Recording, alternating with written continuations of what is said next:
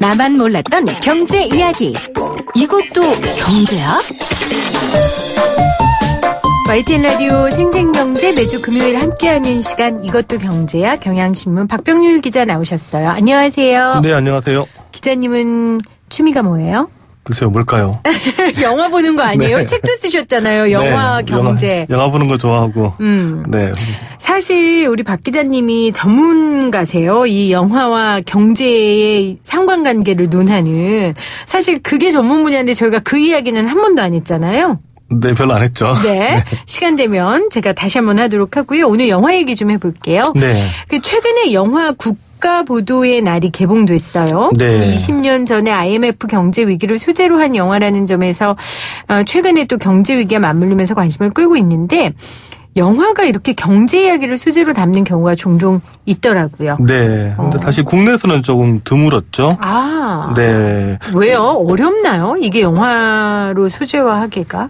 일단 뭐 미국 같은 경우는 아무래도 금융의 중심지고 또 기축통화국이다 보니까 네. 여러 가지 또 자본주의에 대한 역사가 많다 보니까 되게 재밌는 얘기들이 많은데 상대적으로 이제 우리나라 같은 경우는 그런 걸 소재로 삼기에는 좀 소재 한계가 있는 부분이 하나 있고요.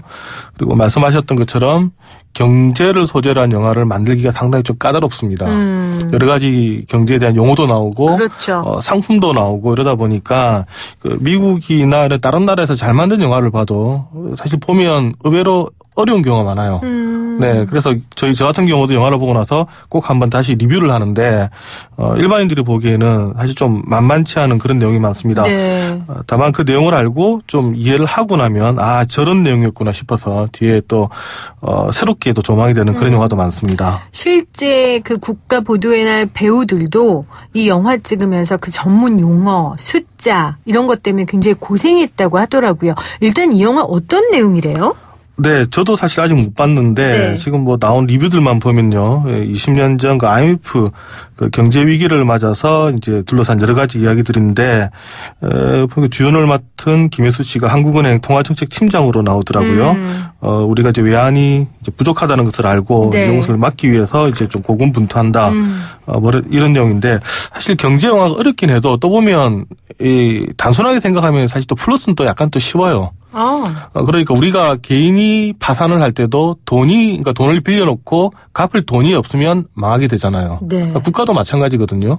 그리고 이제 돈을 갚지 못하게 되는 경우가 오면 개인의 신용도도 떨어지겠죠. 그러니까 마찬가지로 국가의 신용도도 떨어지는 거고 또 이런 걸 소재로 한 또 다른 투자 영화들도 보면 주식을 싸게 사서 비싸게 파는 것.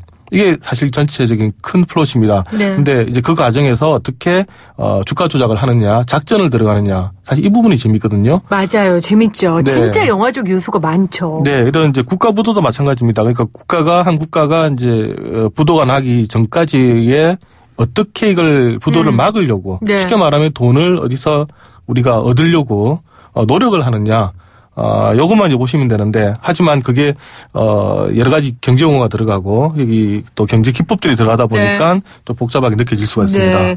이 영화에 아주 좋은 배우들이 많이 나오는데, 우리 박 기자님은 김혜수 씨만 얘기하네요. 콕 집어서. 상당히 지금의 칼로.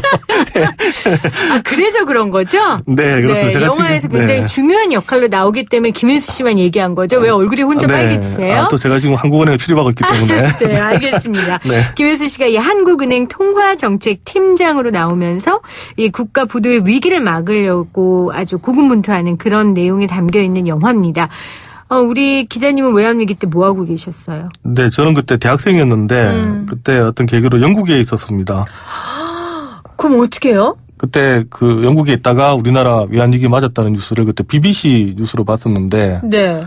그 영화 보다가 그 뉴스를 보다가, 펑펑 울었던 좀 기억이 납니다. 그래요? 네, 그때만 하더라도 IMF라는 게 뭔지 몰랐기 때문에. 아니, 그러니까 몰랐는데 눈물이 네. 나온 이유는 어떤 거예요? 일단, 나라가 망했다. 아주 단순한 네. 이런 이야기 때문에. 그러니까 BBC를 보는데 서울 화면이 나왔습니다. 근데 서울 화면에 딱 비춰주는 게 어떤 한 분이 우리가 망했어요라고 하는 얘기가 딱 터져 나오는데, 외국에서 이 나라가 망했다는 얘기를 들으니까 그냥 눈물이 막 줄줄 흘러내렸던 그런 기억이 납니다. 저는 이때 중학교 3학년 때였던 것 같아요. 저희가 나이 차이가 꽤 나네요. 네, 중학교 4학년 때인 것 같은데 저희 아빠가 사업을 하셨거든요. 네.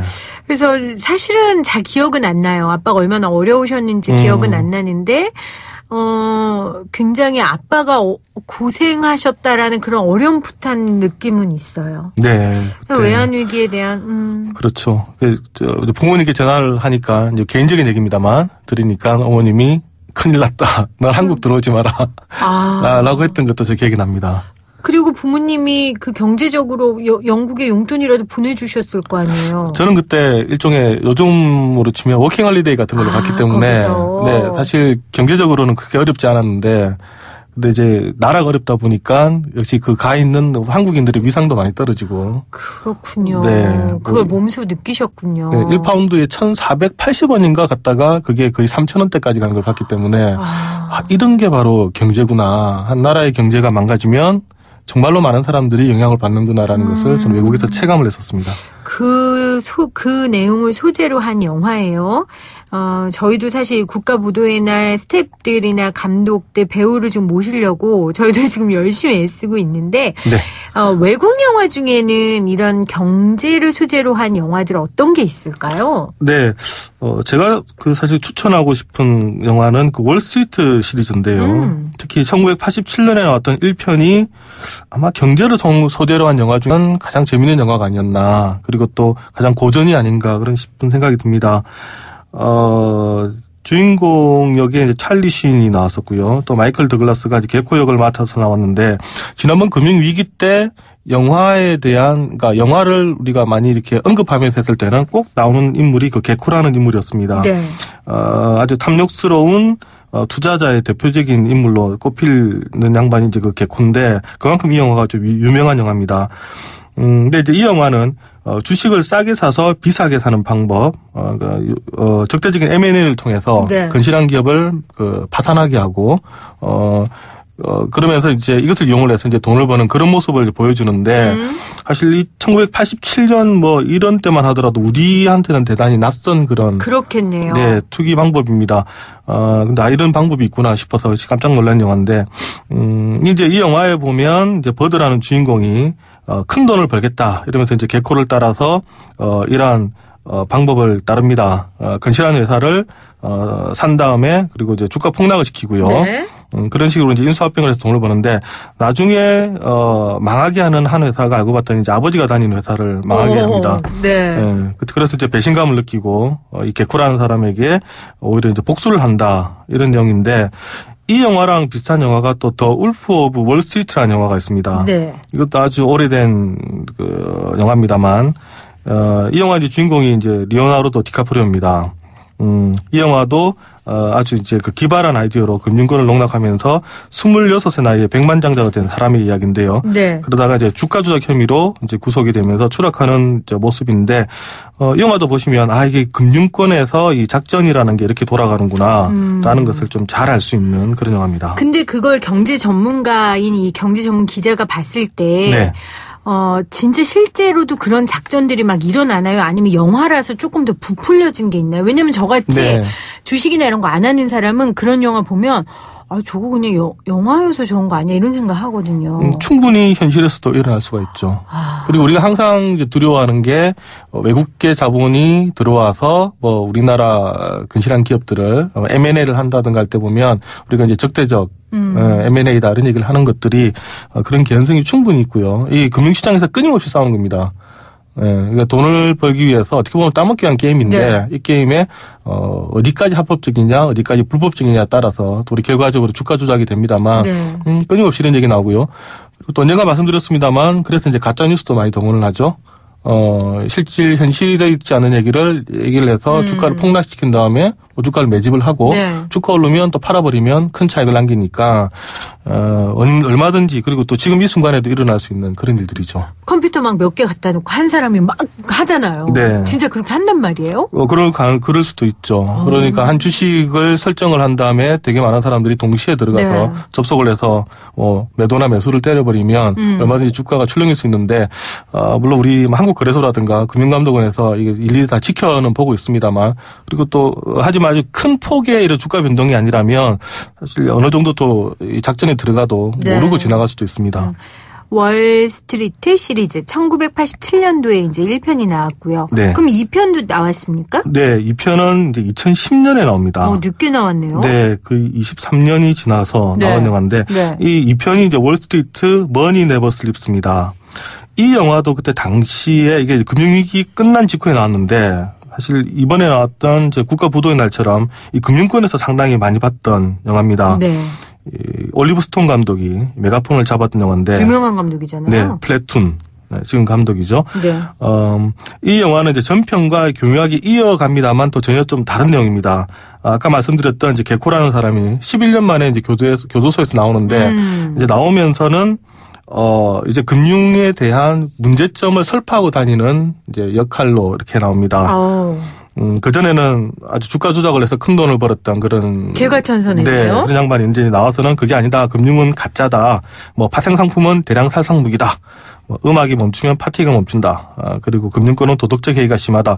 요거 지난번 2008년 금융위기 때 미국에서 많이 나왔던 그런 얘기인데 이런 얘기를 영화 속에서 그대로 다 네, 채용을 합니다. 근데 영화 같은 경우에는 사실 그렇게 좋은 사람처럼 변한 것 같지만 사실은 네. 여전히 나쁜 사람인 게 영화적 요소잖아요. 네. 여긴 어때요? 네, 이 영화에도 그런 부분이 있죠. 그렇죠. 그걸 이용을 해서 이제 큰 돈을 이제 벌려고 하는 모습이 나오는데. 네네. 여기는 이제 또 다른 이제 펀드 투자자인 이제 제이콥이라는 이제 새로운 이제 주인공이 나오는데, 원래 큰 야망을 품고 이제 주식 시장에 들어가서 이제 큰 돈을 이렇게 베팅을 하는 그런 주식 투자자입니다. 근데 어느 날 이 주가 조작을 이용한 이 주가 폭락이 이루어지면서 자신이 스승으로 모시던 분이 네. 자살을 하게 되는데 뒤에 이제 이분에 대한 복수를 위해서 자기가 몸담고 있었던 그런 아이비 그리고 이제 그게 가담했던 아이비들을 이제 문을 닫게 만든다는 그런 내용인데요.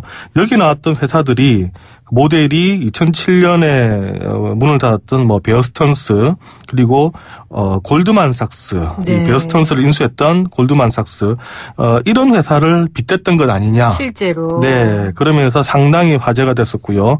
그리고 이제 이 금융위기 과정에서 벌어졌던 여러 가지 이 해법을 찾기 위해서 노력하는 영화 속의 모습들도 보면 2007년 그날 밤의 모습들을 재현했다. 이런 평가들을 많이 받았던 영화입니다. 네. 실제 이 금융위기를 대상으로 한 영화가 미국에는 많잖아요. 상당히 많이 나왔습니다. 네. 그중에서 개인적으로는 이게 그 금융위기가 이렇게 해서 발생했구나라는 것을 실질적으로 알고 싶으면 찰스 퍼거슨 감독의 인사이드 잡이라는 영화가 있습니다. 네.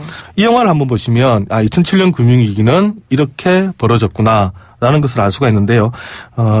이 영화는 사실상 다큐멘터리입니다. 그러니까 과거에 그 911 같은 네. 이제 그런 영화 그때 벌어졌던 이제 그런 것들을 이제 따라갔던 그런 영화들처럼 이 영화도 실제로 있었던 뭐 폴 퍼커 전 연방준비제도 이사회 의장 그리고 이제 도미니크 스트라우스 칸, IMF 총재 이런 사람들을 직접 인터뷰하는 모습들이 나오고요. 네. 이제 그분들이 직접 이제 증언을 합니다. 그래서 금융위기가 왜 벌어졌느냐 이것을 이제 여러 사람들의 시각으로서 그 사람들의 증언을 통해서 듣는 얘기인데 이 영화가 좀 독특했던 게 이 금융위기의 시작은 아버지 부시 대통령의 부자 감세 때문이었다. 이렇게 또 해석을 좀 합니다. 네. 이 부자 감세로 인해서 중산층의 소득이 이제 줄어드니까 이제 중산층이 이제 붕괴되기 시작하는데 이제 이를 막는 해법이 대출을 했다. 네. 그리고 이제 초저금리를 해서 중산층에게 돈을 많이 빌려주고 그래서 이제 집을 사게 만들었다. 네. 그래서 이제 다들 부자가 된 것처럼 이렇게 느끼겠지만 결국 이 많은 돈들이 나중에 사고를 쳤다 이렇게 설명을 하는 영화입니다. 그리고 이제 인사이드 잡을 가만 보시면 금융위기 때 많이 얘기 나왔던 부채담보부 증권, 그러니까 CDO 그리고 신용부도스와프 CDS 이런 것을 아주 잘 설명을 하는데 네. 그냥 보시면 시사 다큐멘터리 하나 본 느낌 그런 느낌입니다. 그런데 가장 직설적으로 볼 수 있습니다. 금융당국이나 이 당시 정권의 관계자들은 되게 싫어하겠네요. 이제 그럴 영화였죠. 네. 그러게요. 다들 멘트를 따고 그래서 사실 거부했던 사람들도 많다고 얘기를 들었습니다. 인터뷰를. 증언을 인터뷰를 네. 그럴 수 있겠네요. 또 다른 영화 뭐 좀 저 같은 경알못도 보면 이해할 수 있는 그런 가벼운 영화 없습니까?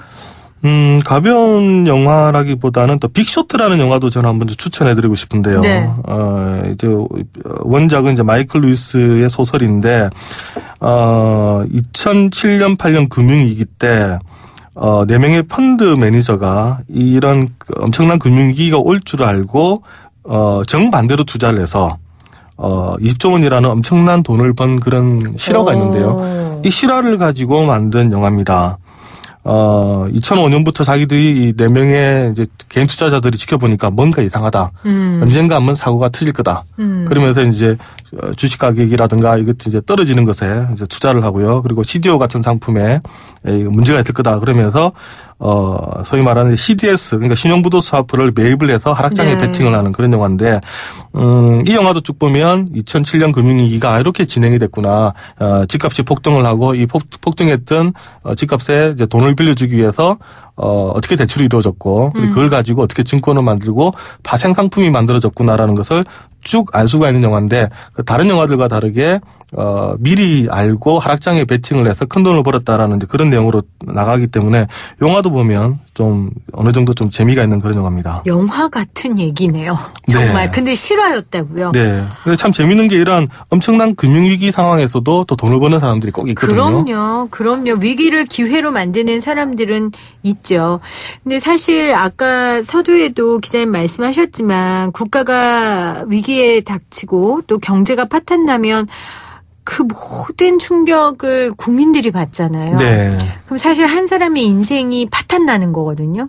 그 이야기 한 사람 한 사람만 영화로 담아도 그렇죠. 정말 국민의 숫자만큼 영화가 쏟아질 거예요. 네, 맞습니다. 보고 싶지 않은 영화죠. 사실은. 그렇죠? 네. 근데 그럼에도 불구하고 이런 영화가 또 중요한 게 사실 이런 영화를 보면서 우리가 또 미래에 대해서 한번 또 고민을 해볼 수 있고, 네. 또 우리가 반출을 해볼 수가 있기 때문에 한 번씩 좀 시적질하지 않나 그런 생각도 좀 해봅니다. 그래서 이 영화를 보면서 금융사를 공부한다면 네. 아까 기자님 말씀하신 반추할 수 있는 그런 계기가 될 수 있을 것 같은데 네. 금융사를 알 수 있는 영화도 있습니까? 네, 저는 개인적으로 철의 여인이라는 영화를 좀 추천해 철의 주고 싶은데요. 여인이요? 이거 마가렛 대처 일생 다룬 영화 아니에요? 네, 맞습니다. 네. 이 영화는 이제 그 대처의 일생을 다룬 영화지만 쭉 지켜보면 영국이 어떻게 해서 신자유주의를 채택하게 됐고, 그리고 신자유주의가 어떻게 진행이 되어 왔는가를 좀 알 수 있는 영화입니다. 소위 말하는 영국의 이제 그 국영기업에 대한 민영화, 네. 그리고 금융 규제를 해제를 하고 작은 정부를 구성하게 됐던 게 왜 이런 선택을 대처가 내렸을까?